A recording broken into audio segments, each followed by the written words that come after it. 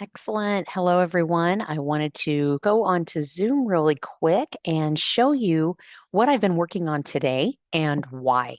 So these are some watercolor backgrounds that I've created using some watercolors. These are my Joan of Art watercolors, primary and earth tones.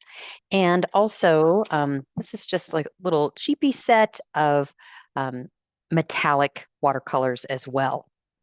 Now, these were my final pieces that I created, but I also would love to show you how I got there. With a couple of brushes, I used just a water brush. This is an Aquash Pentel water brush. I love this because the brush is wonderful. I put lots of water in it. I just make sure I have a dropper full of water nearby. And also a Winsor Newton. This is a 13 millimeter or half inch 777 brush. Love this brush. And I put all of my example works in an accordion book with pockets. And if you're interested in learning about this particular project, you can go to letslettertogether.com and download or purchase the class to create this book. And there's also other classes there from Carol DuBois and Anita Bigelow and Helen Hebert. So let me just show you what I went through today, starting with my Joan of Art paints. This is the basic watercolor set. I believe it's the Vivid, and this is the earth tone. So it was great to create a color palette so I know what colors I'm using and how they mix up. And then I wanted to create some color palettes from magazines. And I love golds and blues together. And I wanted to capture this, the brown that's in here. I didn't quite get to this rust color, but that's okay. Found another piece here, and I really love this dark, dark, almost cobalt gray. And then this pinkish color here, this yellow color pulling from here. And then the background here is a little bit of a brownish, uh, almost like the carpet and the upholstery came into this brown. And then I love geometric and bright colors as well. So I pulled in the yellow, the red, the blue, the gray from this area, and then a very flat gray here. And then this is where I kind of went a little bit off track. So this blue here, you can definitely see it in some detail. The green, hard to see on the screen, but there's some green throughout here as well. And then this is sort of that rust color I was going for, and that I pulled from here. But there's also something about preferred color. So with the colors that I had a hard time getting this sort of a pastel green, and I ended up liking this olive green better. But pulled the same color from her sweater, from her jeans, from the skin tone. And I just really love this earthy, warm tone. And this is cool, of course, but this warm tone palette.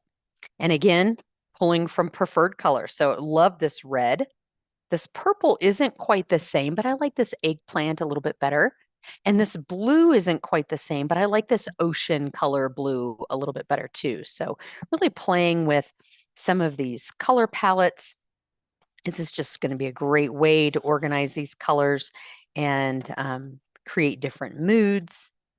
And I just like having this little book to put everything in. And so these pieces of paper are actually from a 9x12 Canson watercolor paper. So it's 140 pound, 300 GSM, 9x12. I cut it into quarters, and then I used a corner rounder to finish off all of my corners here.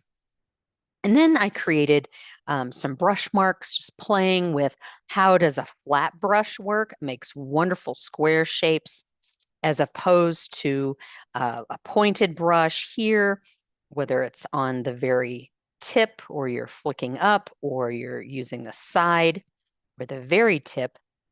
And then I think for this one, I just used a little cheap brush, something a little bit wider. And then for this, I actually have some, let's see if I can find it. Yeah, here we go. These are like little toothpicks and they all come together. I broke off a piece and made these lines. And you'll see that shows up in here and through here. I like dragging through and started playing with how do colors mix with one another. Really love this color palette. I tend to use primary colors, but are just a little bit off the basic red, yellow, blue.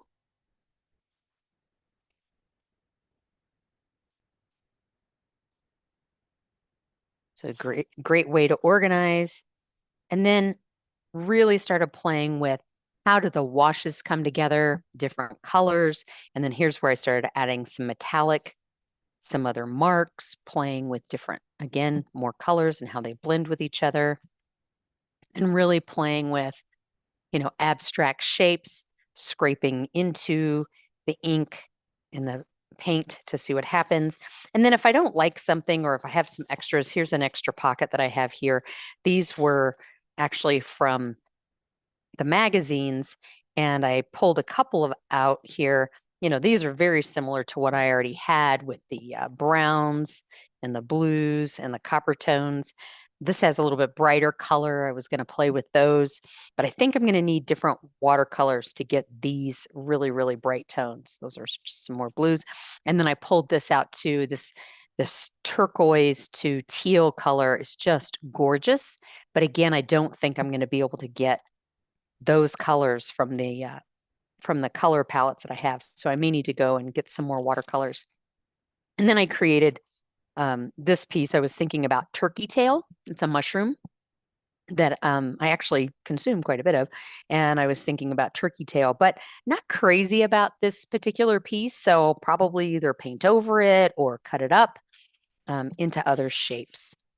So that's what I've been working on today. And how is this going to be used? Well, these are going to be background shapes and backgrounds. I'll probably end up going a little bit bigger and create an entire exemplar of lettering on top.